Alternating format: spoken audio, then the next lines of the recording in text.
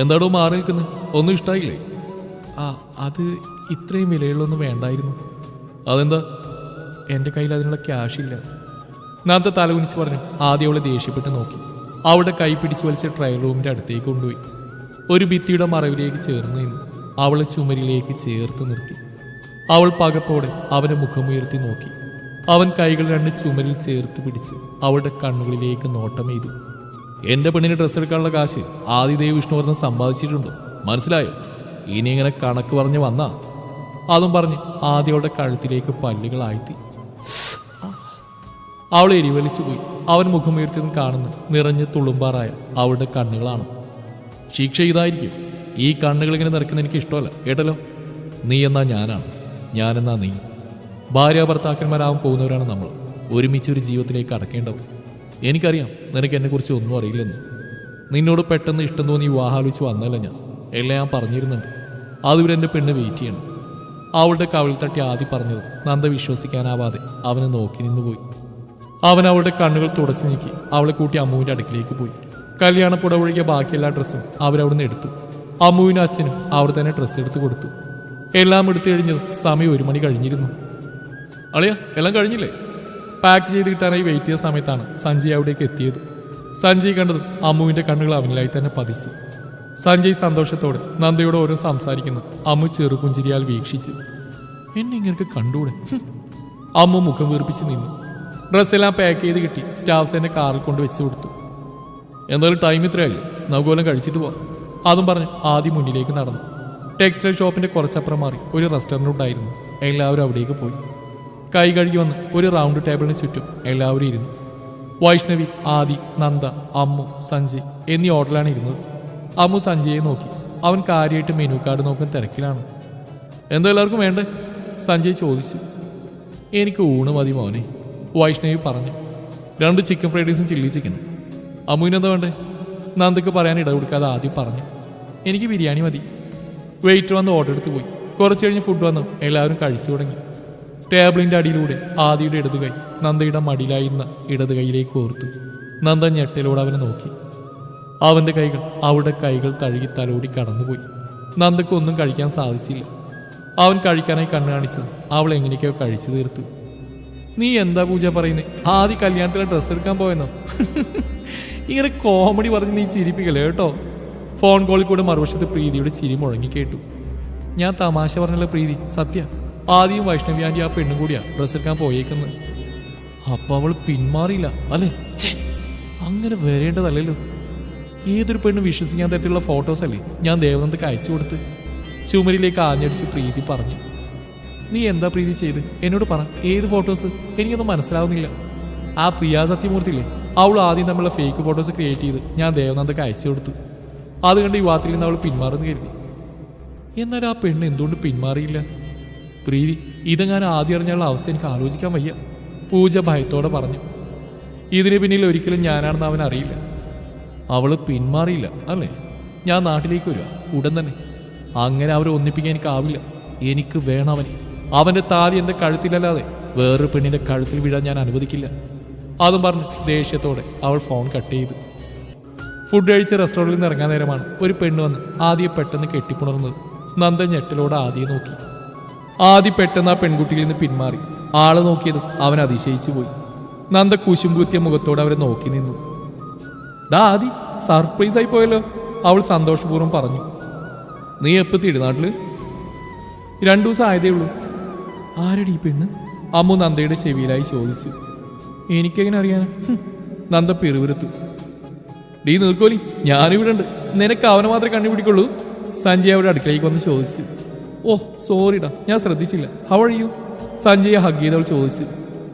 Fine D. ആഹാ, എല്ലാവരും ഉണ്ടല്ലോ. ആനിക്കെന്നെ മനസ്സിലായോ? വൈഷ്ണവിയുടെ നേരെ തിരിഞ്ഞവൾ ചോദിച്ചു. വൃന്ദമോളല്ലേ? സുഖാണ മോളെ? കുറേ നാളായല്ലോ കണ്ടിട്ട്. ആ സുഖാ ആൻറ്റി, ഞാൻ ഹസ്ബൻഡ് കൂടെ കാനഡയിലായിരുന്നു. ഹോ ഭാഗ്യം, കിട്ടിയതാ. അമ്മു നന്ദയുടെ നേരത്തെ തിരിഞ്ഞ് പതുക്കെ പറഞ്ഞു. ഇതൊക്കെ ആരാടാ? ആദിയുടെ കയ്യിലേക്ക് കൈ ചുറ്റിയവൾ ചോദിച്ചു. നന്ദയുടെ നോട്ടം അവരുടെ കൈകളിലേക്കായിരുന്നു. അത് മനസ്സിലാക്കി ആദി കൈയെടുത്ത് മാറ്റി നന്ദയുടെ തോളോട് ചേർത്ത് പിടിച്ച് പറഞ്ഞു. She's my fiancee Devananda and her friend Amritha. ഞങ്ങൾ വെഡിങ് പർച്ചേസിന് ഇറങ്ങിയതാ. വാട്ട്? കല്യാണോ? വൃന്ദ ഞെട്ടലോടെ ചോദിച്ചു. അതിനാദ്യം പുഞ്ചിരിയോടൊന്ന് മൂളി. എനിക്ക് വിശ്വസിക്കാൻ വയ്യ. അതെന്താടി, അവൻ സന്യസിക്കാൻ പോകണമെന്ന് വിചാരിച്ചോ? സഞ്ജയ് പുച്ഛത്തോട് ചോദിച്ചു. പിന്നല്ലാണ്ട് കോളേജിൽ ഈ ഞാനിടയ്ക്ക് എത്ര പെമ്പിള്ളേർ പുറകെ കിടന്ന, എന്നിട്ട് ഇപ്പൊ കല്യാണമാണെന്ന് പറഞ്ഞ. Oh Devananda, you are so lucky. നന്ദയുടെ കൈ പിടിച്ചവൾ പറഞ്ഞത് നന്ദ പുഞ്ചിരിച്ചു. നിന്റെ കാണാൻ വന്നില്ലടി നാട്ടിലേക്ക്? സഞ്ജയ് ചോദിച്ചു. അവന് ലീവ് ഇട്ടില്ല.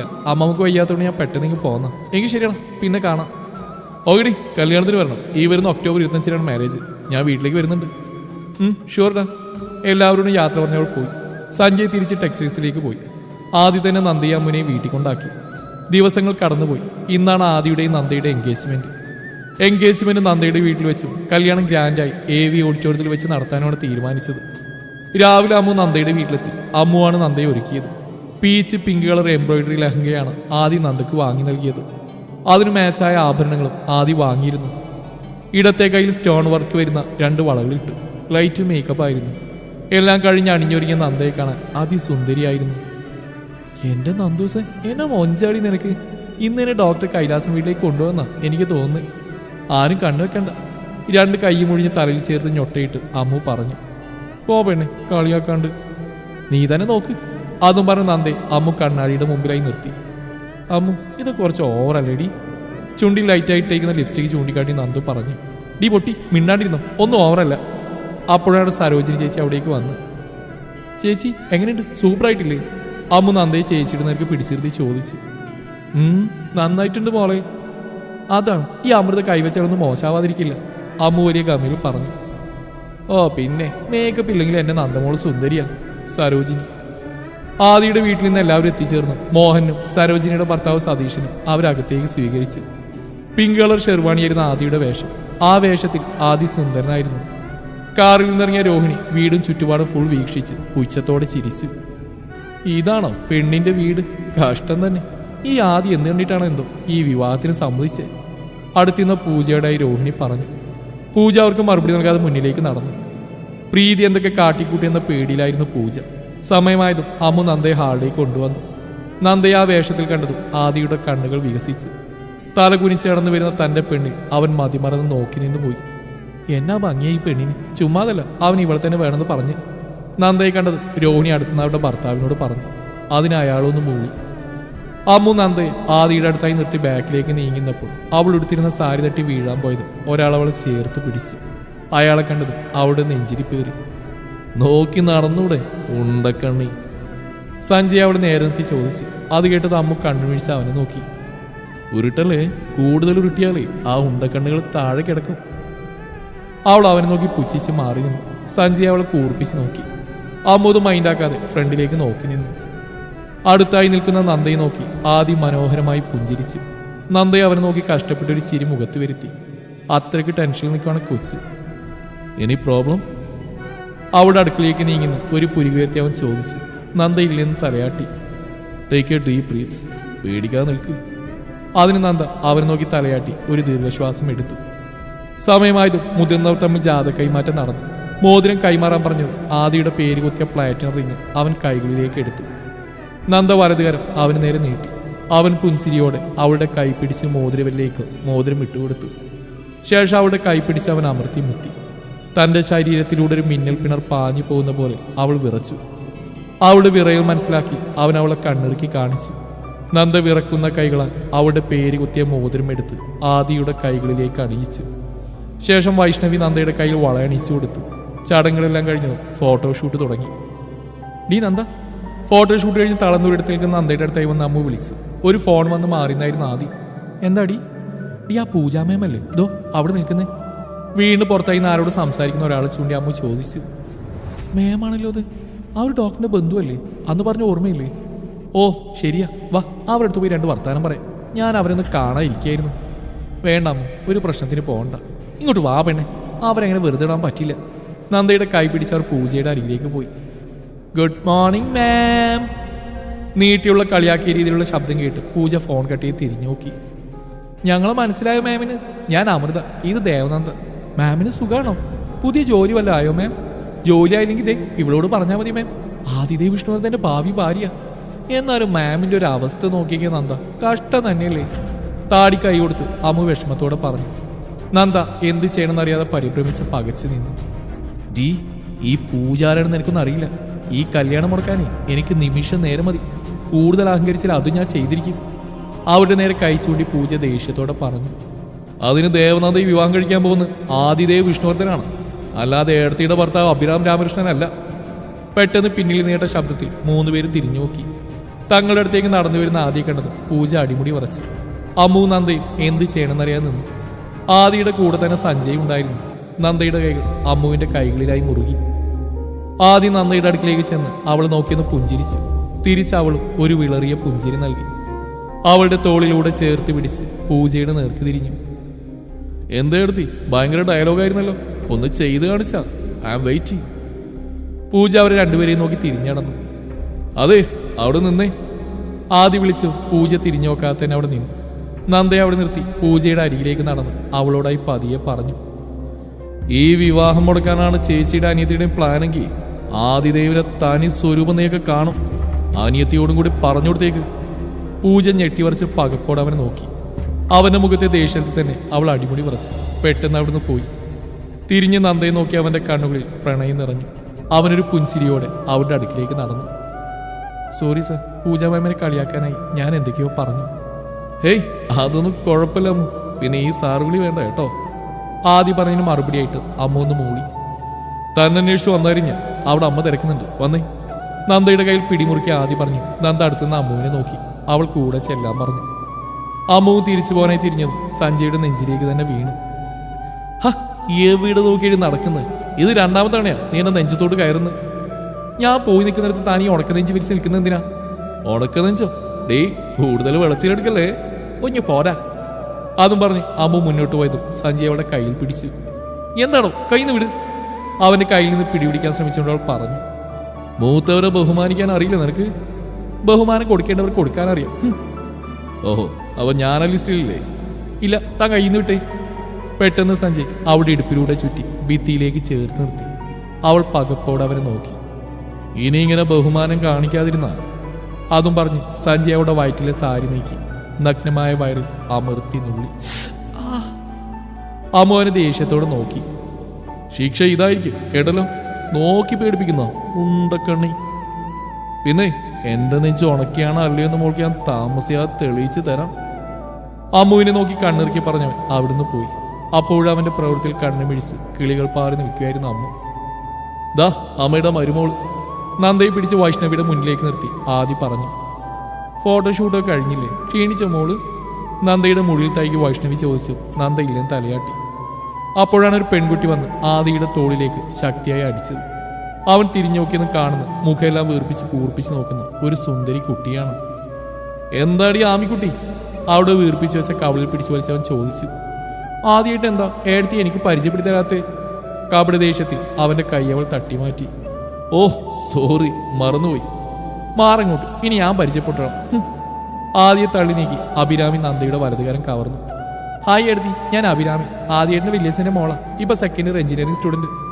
അതിന് മറുപടിയായി നന്ദ ഒന്ന് പുഞ്ചിരിച്ചു. ഈ ഏടത്തിയൊന്നും പറയില്ലേ, മിണ്ടാപൂശയുള്ള ആദ്യേട്ടാ? എന്റെ കുഞ്ഞിനെ കളിയാക്കുന്നോടി. ആമിയുടെ ചെവിയിൽ കിഴുക്കി വൈഷ്ണവി പറഞ്ഞു. ഓഹ് അപ്പച്ചി വീട്ട് വേദനിക്കുന്നു. അമ്മേ വീട്, നന്ദ പറഞ്ഞു. വൈഷ്ണവി ആമിയുടെ ചെവിയിൽ നിന്ന് പിടിവിട്ടു. ഹോ പൊന്നാക്കിയല്ലോ അപ്പച്ചി, ചെവി തിരുമ്മി ആമി പറഞ്ഞു. എന്റെ കൊച്ചിനെ കളിയാക്കിയിട്ടല്ലേ?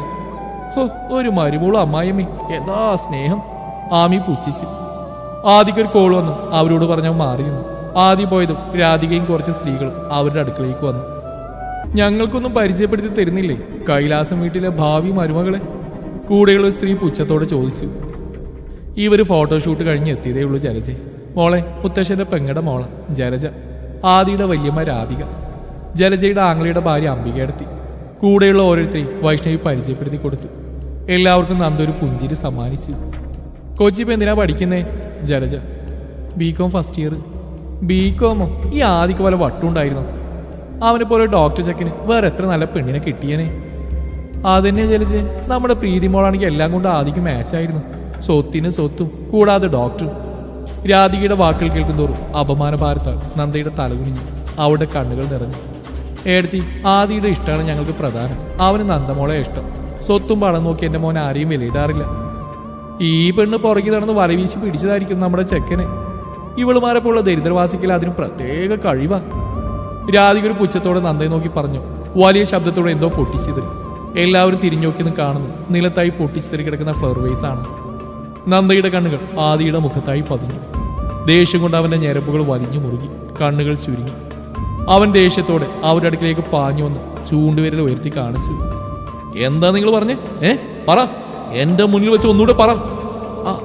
അത് മോനെ, രാധിക വിക്കി കളിച്ചു. എന്താ നിങ്ങളുടെ നാവിറങ്ങിപ്പോയോ? പെട്ടെന്ന് ആദ്യം അടുത്തായി നന്ദയെ അവന്റെ നെഞ്ചിലേക്ക് ചേർത്ത് നിർത്തി. എന്റെ പെണ്ണാ ഇവള്, ഞാൻ സ്നേഹിച്ച് വിവാഹം കഴിക്കാൻ പോകുന്നവള്. ഇവൾക്കെതിരായി നിങ്ങൾ പറയുന്നല്ല എനിക്കെതിരായി പറയുന്നതിന് തുല്യ. ഈ ആദിദേവനോട് കളിക്കാൻ നിൽക്കല്ലേ, അതേ കണക്ക് എന്റെ പെണ്ണിനോടും. മനസ്സിലായല്ലോ? അവൻ ചൂണ്ടുകൾ വീശി കാണിച്ചു. അവരെല്ലാം പേടിച്ച് അവിടുന്ന് പോയി. അവൻ തന്റെ നെഞ്ചിൽ പതുങ്ങിക്കിടക്കുന്നവളെ ചേർത്ത് പിടിച്ച് ഒരു റൂമിലേക്ക് കയറി ഡോറ് ലോക്ക് ചെയ്തു. എല്ലാം കണ്ടു നിന്ന നന്ദയുടെ അച്ഛനോട് വൈഷ്ണവിയും കൃഷ്ണദത്തും ആദിയുടെ പ്രണയം അതിന്റെ ആഴവും എല്ലാ കാര്യങ്ങളും ധരിപ്പിച്ചു. എന്റെ മോള് ഭാഗ്യവതിയാ, അതല്ലേ അവനെ പോലൊരു ചെറുക്കനെ മോൾക്ക് കിട്ടിയത്. എല്ലാം കേട്ടുകഴിഞ്ഞ് മോഹനം പുഞ്ചിരിയോടെ പറഞ്ഞു. അതിനുത്തരമായി വൈഷ്ണവിയും കൃഷ്ണദത്തും പുഞ്ചിരിച്ചു. ഇച്ചിരി ദേഷ്യം കൂടുതലാണെന്നേ ഉള്ളൂ. ഇന്നിവിടെ സംഭവിച്ചതിനൊക്കെ ഞാൻ ക്ഷമ ചോദിക്കുക. അതൊന്നും കുഴപ്പമില്ലടൂ, കൃഷ്ണദത്ത് പറഞ്ഞു. മോഹൻ മറുപടി നൽകി. തന്റെ നെഞ്ചിലായി പൂച്ചക്കുട്ടിയെ പോലെ ചേർന്നിരിക്കുന്നവളുടെ മുഖം പിടിച്ചുയർത്തി ആദ്യം അവളുടെ കണ്ണുനീർ തുടച്ചു നീക്കി. പെട്ടെന്ന് അവൾ അവന്റെ കൈ തട്ടിമാറ്റി മാറി നിന്നു. എന്താ മോളെ? അവളുടെ ഒഴിഞ്ഞ മാറ്റത്തിലൊരു പകപ്പോടെ ആദി ചോദിച്ചു. അവര് പറഞ്ഞൊക്കെ ശരിയല്ലേ, ഡോക്ടർ എന്നെക്കാൾ നല്ലൊരു പെണ്ണിനെ കിട്ടും. ഞാൻ ചേരില്ല, എനിക്കതിനുള്ള അർഹതയില്ല. അവൾ കരച്ചിലോടെ പറഞ്ഞിരുന്നു. അവൻ അവൾ ഇടുപ്പിലൂടെ ചേർത്ത് പിടിച്ച് ഭിത്തിയിലേക്ക് ചേർത്തു. പിന്നീട് അവളിലേക്ക് അമർന്നു നിന്നു. അവനെ തള്ളി മാറ്റാൻ ശ്രമിച്ച അവളുടെ രണ്ട് കൈയും അവൻ തടഞ്ഞു പിടിച്ചു അവളുടെ കണ്ണുകളിലേക്ക് നോക്കി. ഈ ആദിദേവ് വിഷ്ണുവർദ്ധനൊരു പാതിയുണ്ടെങ്കിൽ ആ സ്ഥാനത്തേക്ക് വരുന്നു ഈ നിൽക്കുന്ന ദേവനന്ദ മോഹനായിരിക്കും. അർഹതയുടെ മാനദണ്ഡം തീരുമാനിക്കുന്ന ഞാനാണ്. നിന്നെ ഞാൻ പ്രണയിക്കുന്നു, ആഗ്രഹിക്കുന്നു. എൻ്റെ കൂടെ ഏത് സുഖത്തിലും ദുഃഖത്തിലും ജീവിക്കാൻ നിനക്ക് മാത്രമേ അവകാശമുള്ളൂ. സമ്പത്ത് ഒന്നിനൊരു അടിസ്ഥാനമല്ല, അത് വരും പോവും. അത് മനസ്സിൽ വെച്ച് എൻ്റെ മോള് വലിയ ഡയലോഗൊന്നും അടിക്കണ്ട കേട്ടല്ലോ. നിന്നോടുള്ള എൻ്റെ പ്രണയം തുടങ്ങിയത് ഇന്നും ഇന്നലെയൊന്നുമല്ല, വർഷങ്ങളായി നീ എൻ്റെ മനസ്സിൽ കയറിയിട്ടു. എല്ലാം ഞാൻ പറഞ്ഞിരുന്നുണ്ട് സമയമാകുമ്പോൾ. പിന്നെ വല്ലവരുടെയും വാക്കിയിട്ട് ഇങ്ങനെ കരഞ്ഞ് നിലവിളിച്ചെന്ന എൻ്റെ മോള് ശിക്ഷ അനുഭവിക്കേണ്ടി വരും. ആദിയുടെ ഓരോ വാക്കുകളും ഞെട്ടലോടെയാണ് അവൾ കേട്ടത്. തന്നെ ഡോക്ടർ പ്രണയിച്ചു തുടങ്ങിയിട്ട് വർഷങ്ങളായെന്നോ? മനസ്സിലായി നന്ദ ചിന്തിച്ച്. ശിക്ഷ പറയട്ടെ? ആദി കുറുമ്പോട് അവളുടെ ചെവിയിലേക്ക് ചുണ്ടുകൾ അടുപ്പിച്ച് പറഞ്ഞു. അവന്റെ ചുണ്ടുകൾ അവളുടെ ചെവിത്തുമ്പിൽ തട്ടിയതും നന്ദൊന്ന് വിറച്ചു. പറയട്ടെ. ചുണ്ടുകൾ ഒന്നുകൂടി അവിടെ അമർന്നു. അവൾ വെറുതെ ഒന്ന് മൂളി. പെട്ടെന്നാണ് അവന്റെ ശിക്ഷാരീതി അവൾക്ക് ഓർമ്മ വന്നു. അവൾ പിടഞ്ഞു മാറാൻ ശ്രമിച്ചു. എന്തേ? ഒന്നുമില്ല.